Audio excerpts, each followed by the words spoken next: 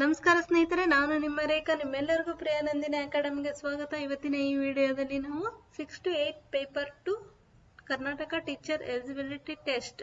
So ಶಿಕ್ಷಕರ ಅರ್ಹತಾ ಪರೀಕ್ಷೆಯ ಪೇಪರ್ 2 6 to 8 ಟೀಚರ್ಸ್ ಏನಾಗ್ಲಿಕ್ಕೆ ಇಷ್ಟಪಡ್ತಿದ್ರಲ್ಲ, ಸೊ ನಾವು ಪೇಪರ್ 2 ಅನ್ನ ಬರೀಬೇಕಾಗುತ್ತೆ. So Karnataka TET paper 2 maths science ಅನ್ನ ಇವತ್ತಿನ ಈ ವಿಡಿಯೋದಲ್ಲಿ ಬಿಡಿಸ್ತಾ ಹೋಗೋಣ. ಸೊ ಕ್ವಶನ್ ಪೇಪರ್ ಅನಲೈಸ್ ಮಾಡೋದ್ರಿಂದ ಸೊ ಅದಕ್ಕೆ ರಿಲೇಟೆಡ್ ಆಗಿರ್ತಕ್ಕಂಥ ಇನ್ನು ಕೆಲವೊಂದು ವಿಷಯಗಳು ನಮಗೆ ತಿಳಿತಾ ಹೋಗ್ತವೆ. ಸೊ ಹಾಗಾಗಿ ನೆಕ್ಸ್ಟ್ ಎಕ್ಸಾಮಿಗೆ ಇದು ಹೆಲ್ಪ್ ಆಗುತ್ತೆ. ಸೊ ಹಾಗಾಗಿ ಬನ್ನಿ ಕ್ವಶನ್ ಪೇಪರ್ ಅನ್ನ ಅನಲೈಸ್ ಮಾಡ್ತಾ ಹೋಗೋಣ. ಸೊ ಹಾಗೇನೆ ನಮ್ಮ ಚಾನಲ್ ನ ಯಾರು ಮೊದಲನೇ ಬಾರಿಗೆ ವೀಕ್ಷಣೆ ಮಾಡಿ ಸಬ್ಸ್ಕ್ರೈಬ್ ಮಾಡಿ ಹಾಗೆ ಲೈಕ್ ಕೊಡೋದನ್ನ ಮರಿಬೇಡಿ. ಹಾಗೇನೆ ಐಕನ್ ಅನ್ನ ಪ್ರೆಸ್ ಮಾಡಿ ಅಂತ ಹೇಳ್ತಾ ಸೊ ಬನ್ನಿ ಮೊದಲನೇ ಪ್ರಶ್ನೆಗೆ ಹೋಗೋಣ. So 6 to the power of 8 into 5 to the power of 3 divided by 10 to the power of 8 into 3 to the power of 4 ಇದರ ಸರಳ ರೂಪ ಅಂತ ಕೇಳಿದ್ದಾರೆ. ಸೊ ಇಲ್ಲಿ ಕೆಲವು n into the power of n into b to the power of n equals a into b o to the power of n. ಈ ಒಂದು formula ಮತ್ತೆ a to the power of n divided by a to the power of m is equals to a to the power of n minus m. ಈ ಒಂದು formulas ಗಳನ್ನ ನಾವು use ಮಾಡಿಕೊಂಡು ಬೇಗ solution ಅನ್ನ ಹಾಗಾದ್ರೆ ಬನ್ನಿ ಸಾಲ್ವ್ ಮಾಡ್ತಾ ಹೋಗೋಣ. ಇಲ್ಲಿ 6 to the power of 8 ಇದೆ. ಸೊ ನೀವು ಎಕ್ಸಾಮ್ ಅಲ್ಲಿ ಟೈಮ್ ಕಡಿಮೆ ಇರೋದ್ರಿಂದ ಆದಷ್ಟು ಸ್ಟೆಪ್ ಗಳನ್ನ ಕಡಿಮೆ ಮಾಡ್ತಾ ಹೋಗ್ಬೇಕು. ಇಲ್ಲಿ 6 ಇದೆ ಅಲ್ಲ, 3 into 2 ಮಾಡ್ಕೋಬಹುದಲ್ವಾ. So 3 into 2 all to the power of 8 ಆಗುತ್ತೆ. ಇದನ್ನ ನಾವು a to the power of 8 to the power of b to the power of 8 ಅಂದ್ರೆ 3 to the power of 8 into 2 to the power of 8 ಅಂತ ಬರ್ಕೋಬಹುದು. So ಈ ರೀತಿ ಕೆಲವೊಂದು step ಗಳನ್ನ ಕಡಿಮೆ ಮಾಡ್ತಾ ನಾವು ಹಾಗೇನೆ 5 to the power of 3 as it is ಇದನ್ನ ಹಾಗೆ ಬರ್ಕೊಳ್ಳೋಣ. ಡಿವೈಡ್ ಬೈ 10 ಅನ್ನ 5 into 2 ಮಾಡ್ಕೋಬಹುದು. So 5 into 2 all to the power of 3 ಆಗುತ್ತೆ. 5 to the power of 3 into 2 to the power of 3 as it is 3 to the power of 4 ಅನ್ನ ಹಾಗೆ ಬರ್ಕೊಟ್ರಿ. So ಇದನ್ನ simplification ಮಾಡಿದಾಗ ನಮಗೆ 3 to the power of 8 minus 3 to the power of 4 divide by ಇರೋದ್ರಿಂದ ನಾವು 8 minus 4 ಮಾಡಬೇಕಾಗುತ್ತೆ. Minus ಮಾಡ್ತಾ ಹೋದಾಗ 3 to the power of 4 ಉಳಿಯುತ್ತೆ into 2 to the power of 8 minus 2 to the power of 3 ಆಗುತ್ತೆ ಇಲ್ಲಿ. So a to the power of m divided by a to the power of m n to the power of n minus m. ಈ ಫಾರ್ಮುಲಾವನ್ನು ನಾವು use ಮಾಡೋದ್ರಿಂದ 8 minus 3 ಅಂದ್ರೆ ಇಲ್ಲಿ ಸುತ್ತೆ. So ಹಾಗೆ 5 to the power of 3 ಮತ್ತೆ 5 to the power of 3 cancel ಇರ್ತಕ್ಕಂಥದ್ದು 3 to the power of 4 into 2 to the power of 5. So 3 to the power of 4 ಅಂದ್ರೆ 3 2 ಅಂತ ಬಂದಾಗ ಸೊ ಆನ್ಸರ್ ಬಂದ್ಬಿಟ್ಟು 2592 ಬರುತ್ತೆ. ಸೊ ಇಲ್ಲಿ ಕೊಟ್ಟಿರ್ತಕ್ಕಂಥ ಆಪ್ಷನ್ ಬಿ ಕರೆಕ್ಟ್ ಆಗುತ್ತೆ 2592. ಸೊ ಹಾಗೇನೆ ಇಲ್ಲಿ ಕೆಲವೊಂದು ಫಾರ್ಮುಲಾಸ್ ಗಳಿದಾವೆ, ಇವುಗಳನ್ನ ನೀವು ರಿವೈಸ್ ಮಾಡ್ತಾ ಬನ್ನಿ. ಸೊ ಯೂಸ್ಫುಲ್ ಆಗುತ್ತೆ. ಸೊ ನೆಕ್ಸ್ಟ್ ಕ್ವಶನ್ಗೆ ಹೋಗೋದಾದ್ರೆ, ಎರಡು ಸಂಖ್ಯೆಗಳ ವ್ಯತ್ಯಾಸವು 11 ಆಗಿದೆ. ಆ ಎರಡು ಸಂಖ್ಯೆಗಳ ಮೊತ್ತ 1/5 ಭಾಗವು 9 ಆದರೆ ಆ ಸಂಖ್ಯೆಗಳು ಯಾವುದು ಅಂತ ಕೇಳಿದ್ದಾರೆ. ಸೊ ಇಲ್ಲಿ ಎರಡು ಸಂಖ್ಯೆಗಳ ವ್ಯತ್ಯಾಸ, ಎರಡು ಸಂಖ್ಯೆಗಳನ್ನ ನಾವು y ಅಂತ ಅನ್ಕೊಂಡ್ರೆ ಇಲ್ಲಿ ವ್ಯತ್ಯಾಸ ಅಂತ ಕೇಳಿದಾರಲ್ವಾ. ಸೊ x ಮೈನಸ್ ಫಸ್ಟ್ ಅನ್ಕೊಳ್ಳೋಣ. ಫಸ್ಟ್ ಆ ವ್ಯತ್ಯಾಸ ಎಷ್ಟಾಗಿದೆ, ಇಲ್ಲಿ 11 ಆಗಿದೆ ಅಲ್ವಾ. ಸೊ ಹಾಗೇನೆ ಇನ್ನೊಂದು ಹೇಳಿಕೆಯನ್ನು ಕೊಟ್ಟಿದ್ದಾರೆ, ಆ ಎರಡು ಸಂಖ್ಯೆಗಳ ಮೊತ್ತದ 1/5 ಭಾಗವು 9 ಆಗಿದೆ. ಇಲ್ಲಿ ಎರಡು ಸಂಖ್ಯೆಗಳ ಮೊತ್ತ ಏನಿದೆ ಅಲ್ಲ, ಸೊ ಈ ಮೊತ್ತದ ಎರಡು ಸಂಖ್ಯೆಗಳನ್ನ ನಾವು ಕೂಡಿಸಿದಾಗ ಬರ್ತಕ್ಕಂಥ ಮೊತ್ತದ 1/5 ಭಾಗದಷ್ಟು ಭಾಗ ಯಾವುದಕ್ಕೆ ಸಮ ಆಗಿದೆ, 9 ಆಗಿದೆ ಅಂತ ಹೇಳಿದ್ದಾರೆ. ಹಾಗಾದ್ರೆ ಆ ಸಂಖ್ಯೆಗಳು ಯಾವುದು ಅಂತ ಕಂಡುಹಿಡಿಯಬೇಕು ನಾವು. x plus y ಇದನ್ನ ಸಿಂಪ್ಲಿಫಿಕೇಶನ್ ಮಾಡ್ತಾ ಹೋಗೋಣ. x plus 5 ಈಕ್ವಲ್ಸ್ 5 ಅನ್ನ ಈ ಸೈಡ್ 9ಗೆ ಕ್ರಾಸ್ ಮಲ್ಟಿಪ್ಲಿಕೇಶನ್ ಮಾಡಿದ 9 5 45. ಸೊ ಈಗ ಇಲ್ಲೊಂದು ಹೇಳಿಕೆ ಇದೆ, ಸೊ ನಾವು x minus y equals 11. So ಇದನ್ನು ಸಿಂಪ್ಲಿಫಿಕೇಶನ್ ಮಾಡಿದಾಗ ಪ್ಲಸ್ ಮೈನಸ್ ಕ್ಯಾನ್ಸಲ್ ಆಗುತ್ತೆ. So x plus 2x equals 45 plus 11 ಎಷ್ಟಾಗುತ್ತಲ್ಲ 656 ಆಗುತ್ತೆ. ಸೊ 2 1 ಜ 2 2 ಜ 4 2 8 ಜ 16. ಸೊ ಎಕ್ಸ್ ವ್ಯಾಲ್ಯೂ ಎಷ್ಟಾಗುತ್ತೆ ಇಲ್ಲಿ 28 ಆಗುತ್ತೆ. ನಿಮಗೆ ಎಕ್ಸಾಮ್ ಅಲ್ಲಿ ಟೈಮ್ ಕಡಿಮೆ ಇರೋದ್ರಿಂದ 28 ಒಂದು ಎಲ್ಲಿದೆ ಅಂತ ನೋಡ್ತಾ ಹೋಗ್ಬೇಕು. 28 ಇಲ್ಲ 28. ಸೊ ಆನ್ಸರ್ ಬಂದ್ಬಿಟ್ಟು ಇಲ್ಲಿ 4 ಆಗುತ್ತೆ. ಅದಾಗೂ ನಿಮಗೆ ಟೈಮ್ ಇತ್ತು ಅಂದ್ರೆ y ವ್ಯಾಲ್ಯೂ, ಸೊ ಎಕ್ಸ್ ಇಲ್ಲಿ 28 ಮೈನಸ್ y ಈಕ್ವಲ್ಸ್ 11 ಆಗುತ್ತಲ್ವಾ. ಸೊ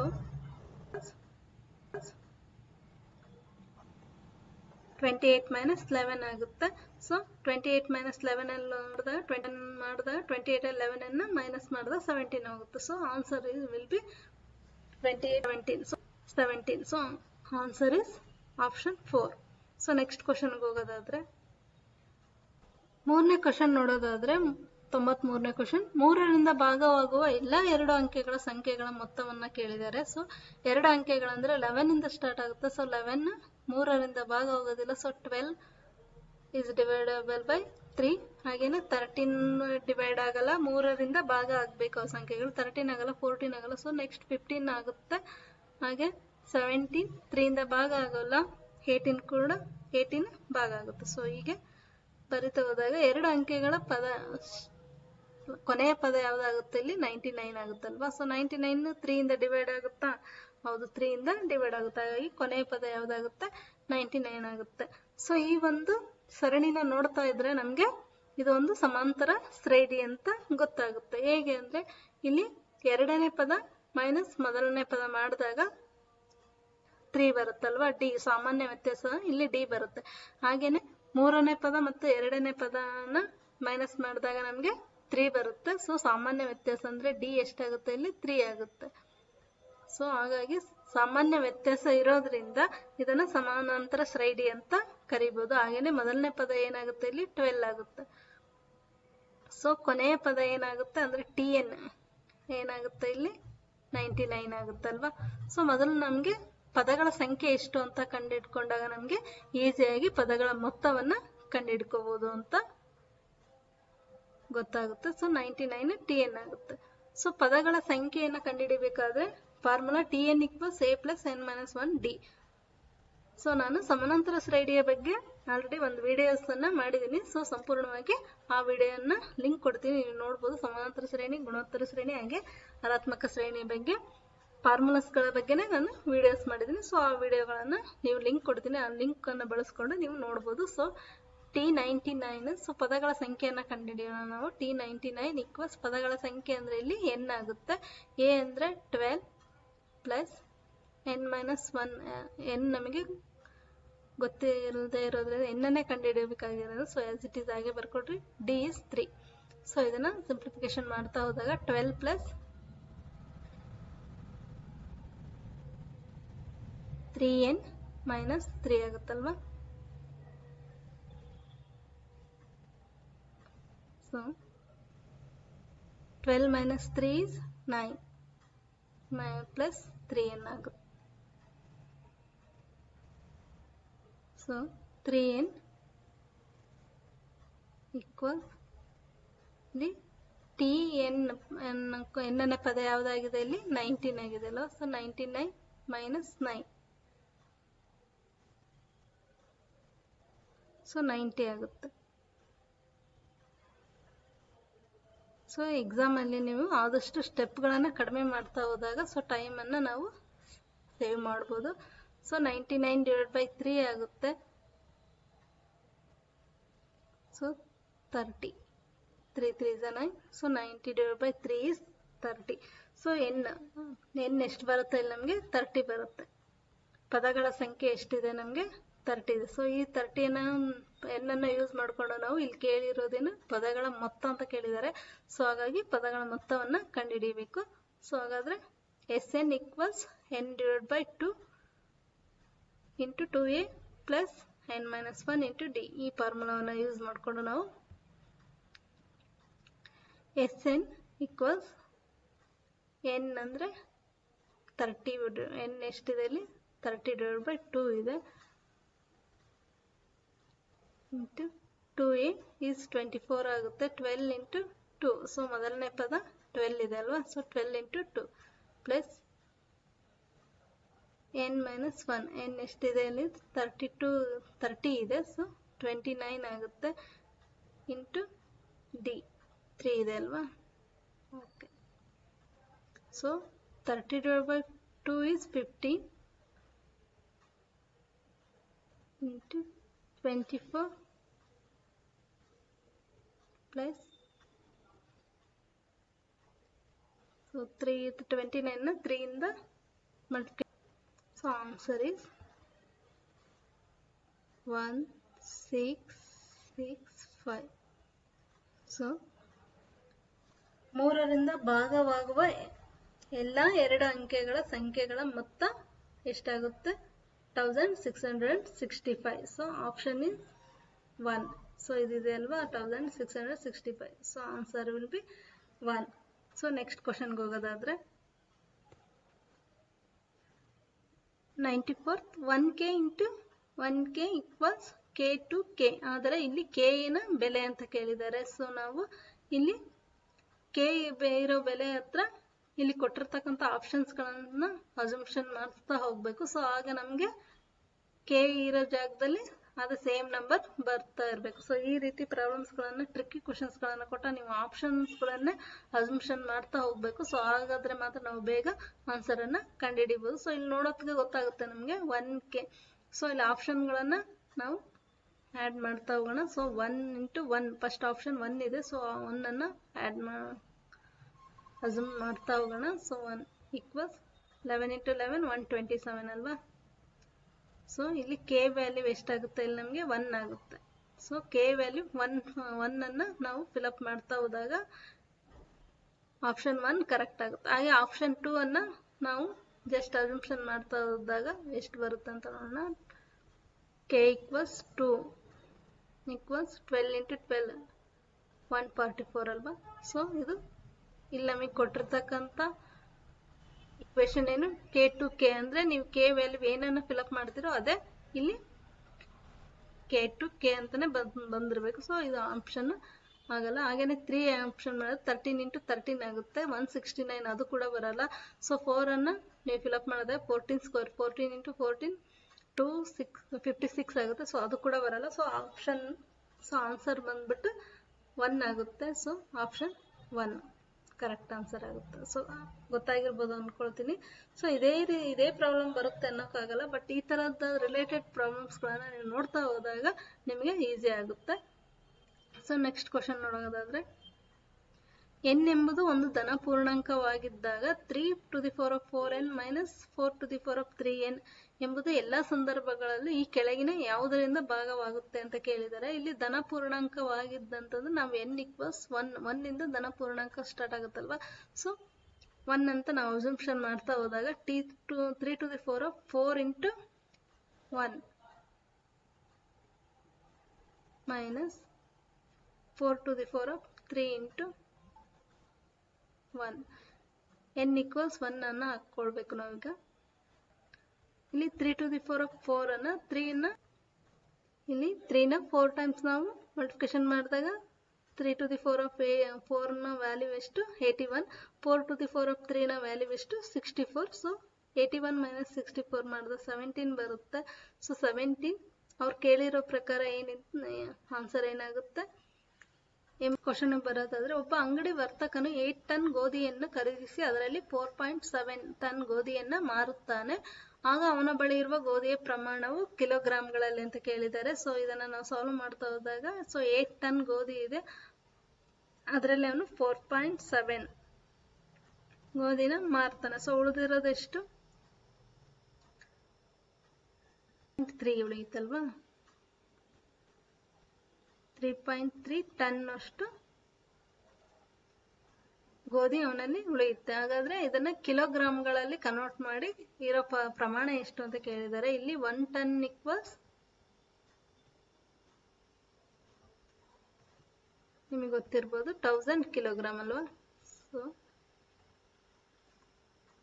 3 × 3 × 1000 ಮಾಡಿದಾಗ ನಮಗೆ ಆನ್ಸರ್ ಎಷ್ಟು ಬರುತ್ತೆ ಇಲ್ಲಿ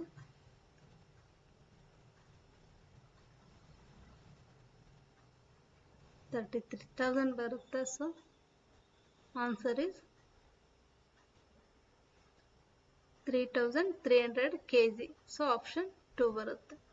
ಸೊ 1 ಪಾಯಿಂಟ್ ಇರೋದನ್ನ ನಾವು ಪಾಯಿಂಟಿಗೆ 3300 kg ಅಷ್ಟು ಗೋಧಿ ಅವನಲ್ಲಿದೆ ಅನ್ನೋದು ಗೊತ್ತಾಗುತ್ತೆ. ಸೊ ನೆಕ್ಸ್ಟ್ ಕ್ವಶನ್ಗೆ ಹೋಗೋದಾದ್ರೆ, ಎರಡು ಸಂಖ್ಯೆಗಳ ಮಾಸಹವು 34 ಮತ್ತು ಅವುಗಳ ಲಾಸವು 4284 ಆಗಿದೆ. ಅದರಲ್ಲಿ ಒಂದು ಸಂಖ್ಯೆ 204 ಆದರೆ ಇನ್ನೊಂದು ಸಂಖ್ಯೆ ಅಂತ ಕೇಳಿದ್ದಾರೆ.